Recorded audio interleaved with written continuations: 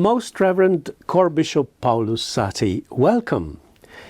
You're visiting Rome, coming to us from Egypt, from your Episcopal Chaldean diocese seated in Cairo. Yet you belong by birth to the Chaldean Church in Iraq. Tell us something about your life story as a Redemptorist, who eventually became a chorbishop or chorepiskopos, as we say it in Greek. Well, thank you very much to have me here in our studio, in our monastery of the Redemptorists here in Rome. Well, actually, if we go back to the beginning of my life history, I was born in Iraq, that's correct, in Mosul. This is a city in the north of Iraq. It used to be in the past the old city of Nineveh, the capital of the Assyrian Empire, and also the place where Prophet Jonah came and preached that God will destroy the city. It's and quite a prophetic they do actually Lenten prayer to God, and we actually renewed that in the 7th century after we had the plague. Until now, we celebrate this 3 days of Lenten prayers before 3 weeks for Easter. And so I grew up with this tradition. And actually it was very interesting that I was baptized in the first church. It was consecrated to the name of our Mother of Perpetual Help. And that have also a nice story. One of our patriarchs, I think maybe he was here in St. Alfonso, and he prayed to our mother to get healed from his disease. And he said, if I become healed, I will build a church in my diocese dedicated to your name. And that was it. And I was baptized in that church. I recognize that after my being as a Redemptorist and after my ordination as priest. Then I went to the school in Mosul. With the age of 10 or 11, I heard my vocation to become a priest. But at that time I was very young, child. And my mother did not allow it. She said, you are still a little boy. Yes. We will see when you grow up, then can you decide it. In 1995 we left Iraq, we went to Jordan, and I remained staying in Jordan for 2 years. And there I got the vocation again. But at that time, my mother did not convince me to another decision. Okay, if you want to do it, do it. And first, 1998, I knew the Redemptorist Congregation, and first contact was with the Flemish province in Belgium, and also, of course, with the Netherlands province, because I lived in Holland, and I have Holland passport after all. And they sent me to Germany to start the novitiate, and after that the formation, philosophy and theology study in Würzburg and also in Munich, in Bavaria. The ordination was in Würzburg. Well, actually the congregation and our province, St. Clemens province, had the intention to give the ordination to us who came from the Eastern Rite in our rite. For that's about me, the Chaldean Rite.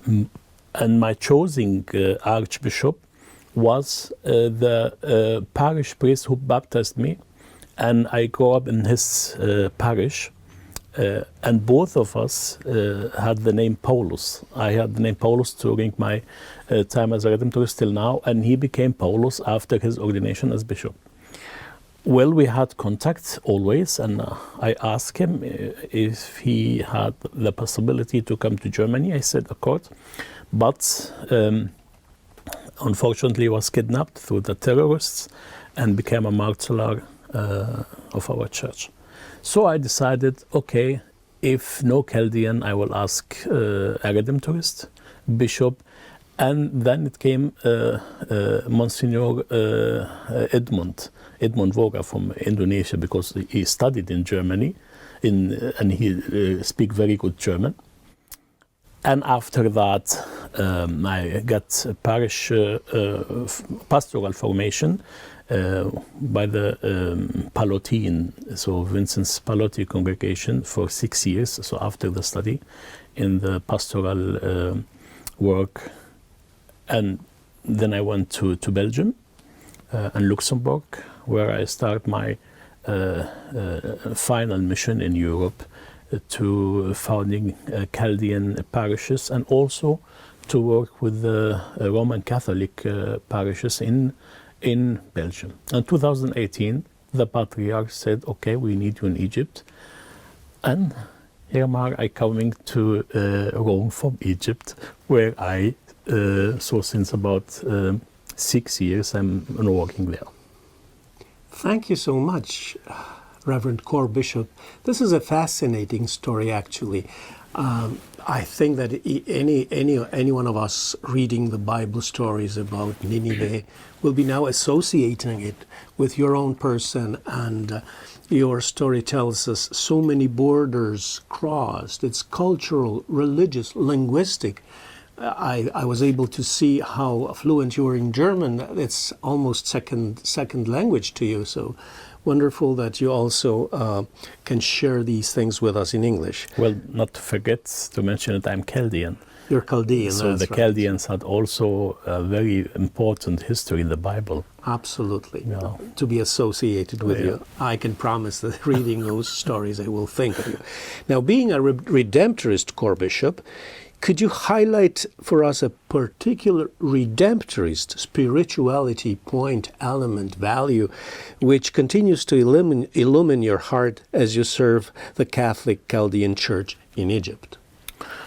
Well, in Egypt, first of all, when I decide to accept the decision of the Patriarch, and I spoke to our provincial, he said very clearly, you will be out the border of our province. You must know that. And I said, okay, it's also a ministry for the church, so I will go. It's not just a ministry for the Chaldean church and the Chaldean believers, Catholic believers in Egypt, because as the Catholics, we are a minority. We are about 350,000 just. Even the Protestants, they are 3 million. And the Copts Orthodox Church, they are majority with, I think, 20 million or more less. And And to work with the Catholics, it's very important because Egypt is a mission country.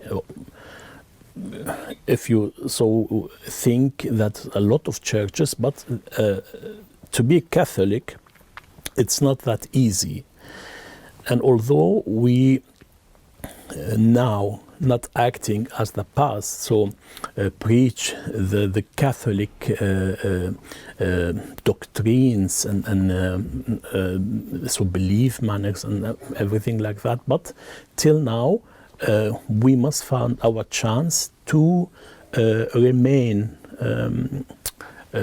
bring the people to Catholicism, because we have very interesting history. We celebrate this time 800 years that St. Francis visit Egypt.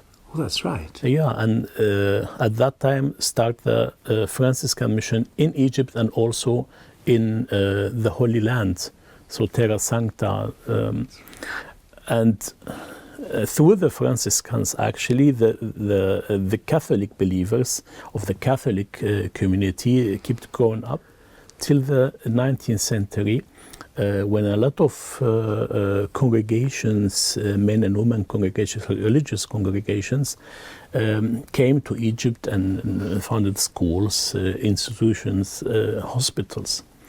So as a Redemptorist, I'm doing that now for the Chaldeans and the Copts and the different rites that we have through going to Upper Egypt. This is just geographically, if you see the map of Egypt is in the south, and we call it Upper Egypt.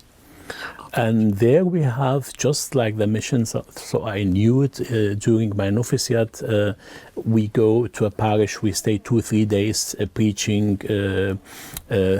praying rosary, listen to the confession of the people, have a pastoral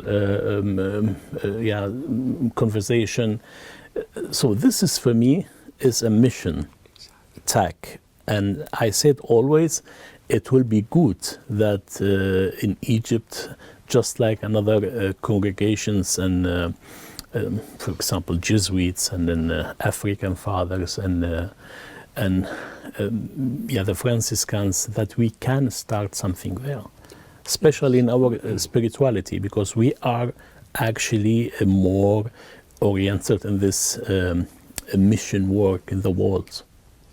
Well, definitely what I can hear from your words, it's exactly the Redemptorist preaching the gospel, evangelizare pauperibus misit me, and that's what you're doing there in connection with all those charisms that you were mentioning, the Franciscans and others.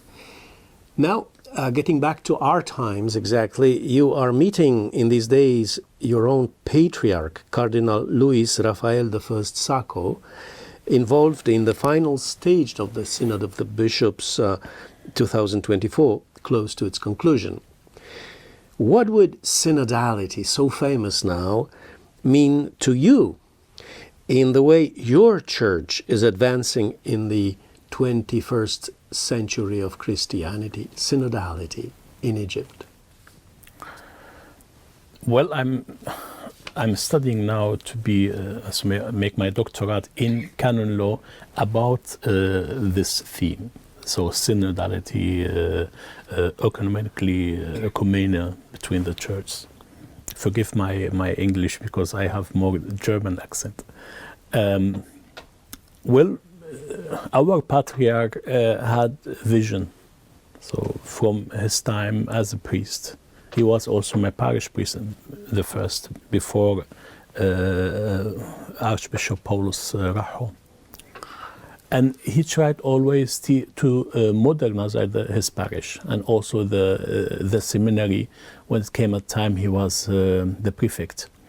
And after that, as Archbishop of Kirkuk for 10 years, and after all, since 2013, as a patriarch.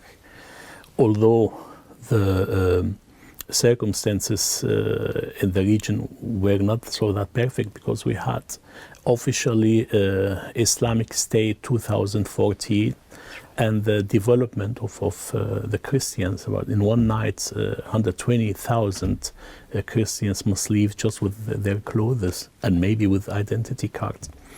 And if you so think about it, what he, with his vision, with his possibility, what he can do in this time till now, till this year, because in Iraq, you can work, you can preach, you can make a pastoral reform, but we have the land, the country, have money, have enough money, but there is a lot of corruption.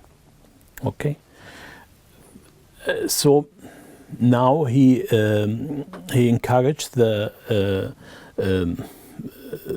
fathers, the bishops, the cardinals, to make it really more open, not just for men but also for women, because in our Chaldean church we have sub-diaconal blessing. It's not ordination for women. And that's very old in our tradition. For example, in my cathedral, I have 4 ladies, young girls. They are serving not just the small children, no, grow up, married, and they have children. And they do wonderful work. And I think if we look at it from the perspective that we know from each other, respect each other, to have this knowledge will help us to do something in other countries. I still can remember one late confrere, when I were in the novitiate, he asked me, "Yeah, Paulus, I would like that you tonight, during the evening prayer, that you speak about your belief and what time you get to your belief and what time you get baptized." Conversion. Okay. I said, okay, I cannot remember. I was baby. I don't know. Then after that, my German was not that good. After thinking about it, I went to him and I said, "Father, did you mean that? Did you thought that I was not Christian? I was a Muslim or something else?" He said, "Yes." I said, "Okay, this is not that correct." And when you hear that, you cannot understand it. Also, when, for example, I hear there's Christians in Pakistan, I was surprised. I know Pakistan is an Islamic country. So you see, it's from both sides. To know the mentality, to know what the churches are able to do. And the Eastern churches, actually, because they are small communities, but and they said, okay, the majority is in New World and not there, but we have a lot to give for the world, and the people they must see that although we are in minority now, but we still a mission country. The same for Europe. There is a lot of, just for us Redemptorists, for example, in Germany, St. Clemens, a lot of conference from Indonesia. They came to Germany and also to Holland to work there, and they are wonderful, wonderful. And in the past, when we had from Suriname, a conference came to Holland, and from Congo to Belgium. Yeah. So you can see, and of course, a lot of conferences in India as a diocese priests. So this is synodalism, that you know from each other, you have ministry, and you respect after all. Because for me, I can speak from own experience. In Belgium, for example, we were not respected as a foreign priests. And that was actually not that good, not just from the people, from the Belgish people, but also from the clerical corpus. We had a huge sample from our bishop, Johann Bonny, a good friend of mine, and all priests in his diocese in Antwerp. And directly he said, because he saw the shock in the face of the confreres, the priests in Belgium, he said, okay, these priests are just to help, and they will never get a high position, a leader position. And after that, they became calm, those priests. And you see, this is the problem. And also, I can say this image that we gave as a priest from the Ost, or also, I don't know about Latin America, I'm not involved. In Germany, for all, they came from India, also from Poland and from other countries, and the past, they get modern, very expensive cars, and the people said, okay, we are trying to put all parishes together because we don't have money, we don't have priests, and you buy a Mercedes or of Audi or of BMW. I speak about the diocese priests, no? We as Redemptorists and from other religions, they don't have this. Yeah. But still, I think I'm thanking you very much for this sharing, because this is a life story and also settings in which there are some open wounds. Yet you have given me a wonderful definition of synodality that I didn't think of. You told me this mixture of cultures, religious forms of Christianity, moving and sharing and learning brought to you as your experience respect, which being mutual brings about a beautiful face of Christianity, evangelizing people. So thank you for this. Now, 2 more questions. We won't delay you much. But listening to you, also the sense of hope comes to me. And this is why I will quote now Pope Francis: hope does not disappoint. This is the bulla announcing the new coming Holy Year of 2025. What would your main hope be for the whole family of Eastern churches in this difficult time of wars and growing unrest of the whole human civilization, I might say? Your hope? Well, I hope that the Middle East will come finally to peace and stability, because this is our great challenge that we have now. When I speak about very important countries as Iraq, Syria, the Holy Land, Palestine, Lebanon, Jordan is stable, it's no problem. Sudan, North and South.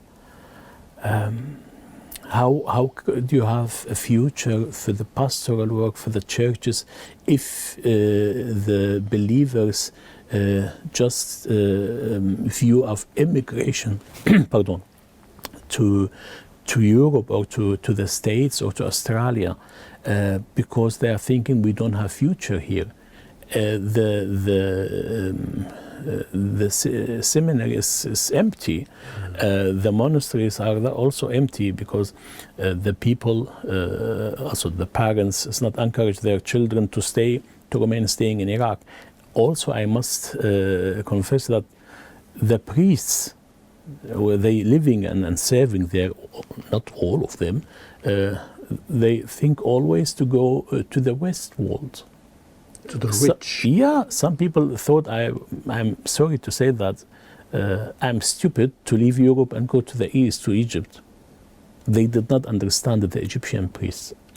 I said, I am religious, I must obey, and this is a ministry of in Honolulu.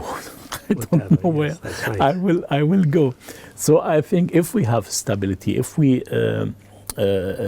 make peace in our countries, which is very difficult, if we have this blessing and this fluxo, the oil, petroleum, we will not get to peace as soon as so we think.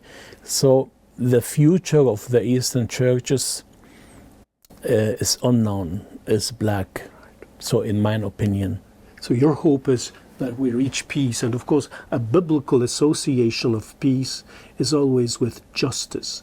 Justice brings about peace. So I understand that your own preaching the gospel is about bringing justice that will now produce and give us the gift of peace. I'm personally a head of our Catholic Commission of Justice and Peace. Oh, that's right. From the Bishop Conference in Egypt.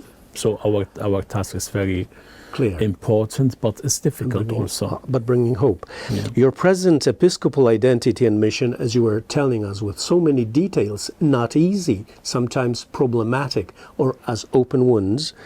Certainly, this episcopal identity and mission certainly keeps helping you in understanding even better our Redemptorist identity or charism as defined by tradition, copiosa redemptio. What would you say about the abundant redemption at your present stage of life and mission? You must certainly hope and believe and bring about abundant redemption where you move, where you work, where you pray, where you preach the gospel. What would abundant redemption mean in your present context of life? Well, I think the most important thing is love. Love. Biblical love. When we think about the love of Jesus Christ, the love of God to us, which is unlimited, and our love to the people is limited. But Jesus united that in his unlimited love as Son of God, and limited love as the incarnated Son of God, so the man, not the divine. And that could we also do, because we have the divine through our ordination, through our baptism. We became a part of the divine through Jesus Christ and the Holy Spirit. We are not gods, but we take a part of this. God became a man, and we, through our baptism, we just like him. We have dead and resurrected through the baptism, through our ordination as priests, especially as priests, we just became like him. So our love to the people, just be like him. We cannot say it, we love all the people, we acting from the loving Jesus just like his acts, but that is limited. We must confess it is limited, and the love of Jesus is unlimited. So to get the redemption, to get the ultima of the redemption, we must really seeking love to all people, not just to the Chaldean Catholic, not just to the Eastern Catholic, not just to the Latin Catholic, but to the Orthodox, to the Muslims, and to unbelievers. And I think the unbelievers are more important, because they see the humanity in you, and after that they can feel attracted to. Yeah. So thank you very. This is a fascinating answer to about the abundant redemption. It's not a concept. It's the person. It's Jesus. It's centered on Jesus, who is present, who is restored back to life, risen Lord. Yes. Who is the only one who can allow us to live in an unlimited way of sharing love with the others. We thank you very much. I say it in Greek, Evcharisto. Thank you very much. Eucharistic way of saying what you would probably answer me also in your language when I say shukran. Basim Araba is in Chaldean, then you will answer pshena of shukran, and in Arabic you say afwan. Maybe if I may to say a last word for our conference they are watching or hearing us, just I encourage them to look forward to start missions in other countries.